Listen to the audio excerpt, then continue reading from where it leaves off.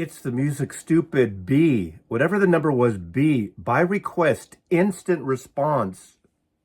This is one of those instant response videos. Literally this morning, I posted a video just 2 hours ago. It's the music stupid, and I picked 5 cover albums, artists who did a complete album of Bob Dylan songs. We know thousands, multi-thousands of people have covered Dylan songs, but I wanted to showcase some vinyl albums that I have of the entire album are Dylan songs. I have also more on CD, but because you reached out to me, many people already commented, I decided to run downstairs quickly, throw on my Tunnel Records San Francisco sweatshirt, because we have a rainy day here amongst these beautiful sunny days, and do a second follow-up. Now, first I want to do a shout out to my friend Todd, who turned me on to this record several months ago. He loaned me his copy, and I literally had it for about 6 or 8 weeks before I actually played it. And when I did, I was so surprised. I mean, a lot of people do covers, but for some reason, I got taken by this artist, and the artist is Blonde on the Tracks, is the name of the album. Emma Swift is her name. Now, link below to Todd's channel. Go support him. He's one of those Wilco guys and into other music too. He's, 20 years, 18 years younger than me, so different generation of music. I learned from him. He learns from me. We all learn from each other, which is great. But this album blew me away, and I urge you, I'm going to put a link below too. I'm not shilling for this person because I got a free copy. I bought this. Actually, I ordered my own copy through Bandcamp.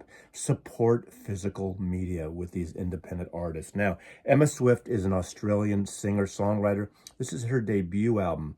I think the good, bad, and ugly of this, first of all, it's an amazing album. Again, so many people do Dylan covers. What's one more? But for some reason, this really spoke to me. It's beautiful. It's simple arrangements. Acoustic based, recorded these songs in Nashville. She happens to be the girlfriend or partner of Robin Hitchcock, who I just showcased his recent album, 1967. And I'm just starting to read his book of the same title, 1967. But these are recorded over the years in Nashville from 2017 through 2020. And unfortunately, it came out literally in August, I believe, of 2020. So right smack dab as the pandemic was, in full force and lockdown. So I don't know if it got enough love that it should, but it is a tremendous, tremendous album. Link below to this. Go buy this record, CD, vinyl. I mean, you can check some of the songs out on Bandcamp as well as YouTube. But Emma Swift, Australian, beautiful arrangements, simple arrangements, but there's something about her voice that really kind of hooked me. Again, I showed yesterday Joan Baez, totally different take on it. What's great about this, not only does she does great songs, infamous songs like Queen, Jane, Approximately, Simple Twist of Fate, Sad-Eyed Lady, The Lowlands, and others, Man and Me, which I love. That song used beautifully in the Big Lebowski, right? She does I Contain Multitudes, released just prior to this during the pandemic. Remember that album? Rough and Rowdy Ways. So she must have really grabbed that song, latched onto that song, and recorded it right away. So it's great. This, as far as I know, the first cover from that album that I know of, at least. But Emma Swift, an amazing, amazing record. She's got some great musicians out of the Nashville scene on here. So it's got a rootsy, country feel. But again, more in the folk singer-songwriter thing, but tremendous album. Emma Swift, Blonde on the Tracks. Obviously, you see what she did there, kind of a cutesy title. Next is Odetta Sings Dylan. I mentioned this in my video this morning casually, and a few people brought it up in the comments already this morning, and I realized I needed to showcase this record. This is the great spiritual activist and folk singer of the early and mid 1960s. One of her famous shows, album at Carnegie Hall, is just a stunner. Very heroic in her voice. She is an activist, was an activist, and the whole civil rights movement, anti-war movement, and picks Dylan songs that really kind of showcase that period of time, opening up with Masters of War, and then the times they are changing with God on our side. So obviously the spiritual side of gospel music in a way on there too. She ends up with Mr. Tambourine Man. Now it's just her with her guitar, with Bruce Langhorne and Peter Childs on guitar, Grenache on bass. So it's a very intimate, wonderfully recorded RCA Records record. This is a stereo version. I'm sure there's a mono version, but Odetta sings Bob Dylan, a beautiful record and an important record, obviously, at the time. Then other people brought up an album I just kind of totally forgot about, even though I know they've covered and made famous Dylan songs as well as the Springsteen song, and that's the Hollies. Now, this record, I was reminded in the comments that this is one of the records that kind of really started pushing Graham Nash out. He wanted to do something else, and he wanted to be a little more creative and of the times, where the Hollies here just kind of kept with their trajectory in a way. Of course, they'd done some pop psychedelia stuff and everything, but the Hollies, words and music by Bob Dylan, there's some great stuff on there. Very produced, very strong in the harmonies on this. I do love this record, and I totally forgot about this record. One of the songs that I really like that is a song that is one of Dylan's great folk songs, or is The Ship Comes In, When the Ship Comes In. And that always reminded me of this sort of a traditional song, but it is a Bob Dylan song, and it opens up the record. Her time will come when the ship will come, when the ship comes in. We used to sing that at Jewish camp in 1968, 1969, when I was a kid, in the Saratoga Mountains. That was a song that the guy, the folk singer that led us in camp songs, that's where I first heard that song. I hadn't heard the Dylan song up until the camp singer sang it. The ship comes in. I'll be your baby tonight. This wheel's on fire. I shall be released. Blown in the wind, of course. My Back Pages, Mighty Quinn.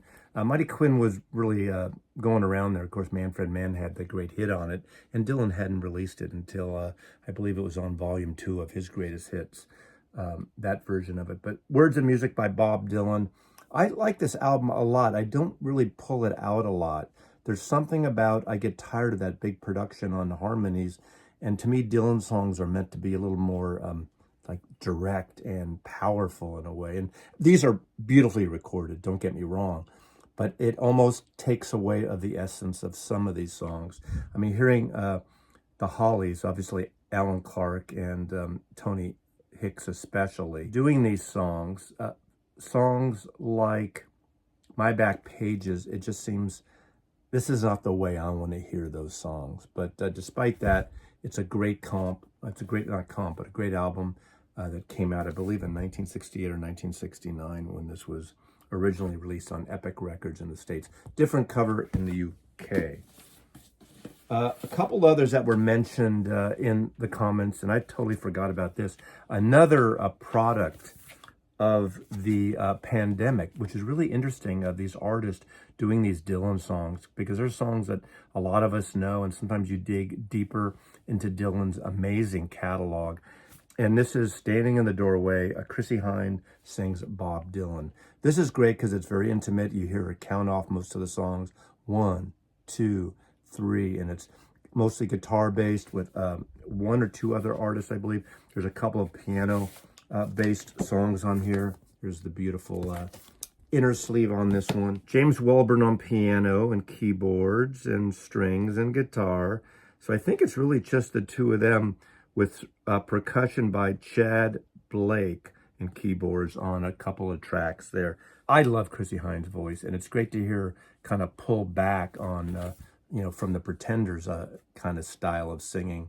I like that jazz record she did too, that it's amongst my favorite, that her brother produced a couple years prior to this.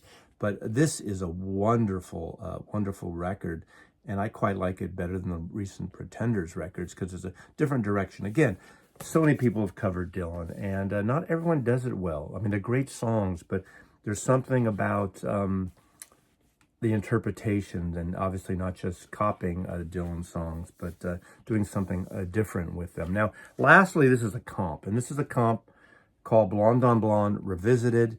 This was a comp that Mojo Records made available. Mojo Records, but basically Mojo Magazine out of the UK. One of the, you know, along with Uncut maybe now, used to be Q, but Mojo is my favorite. I like the design.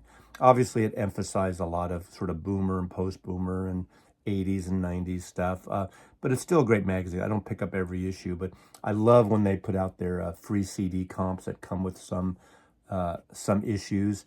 But around this time, not only that, they did a vinyl version that you could pay for and order.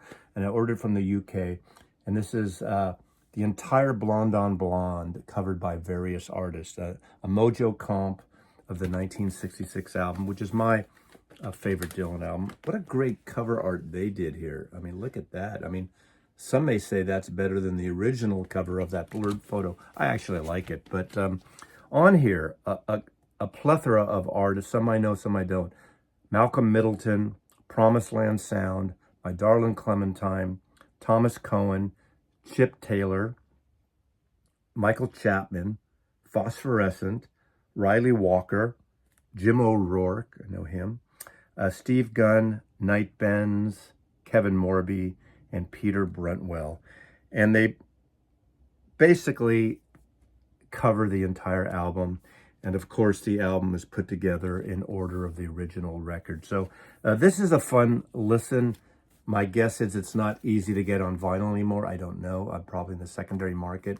But it's kind of a cool comp, and it's one I quite like. And I pull this out usually after I play the original Blonde on Blonde, which, again, as I said many times, is my favorite Dylan album. So it's the Music Stupid B, part B of that 60, whatever the number was.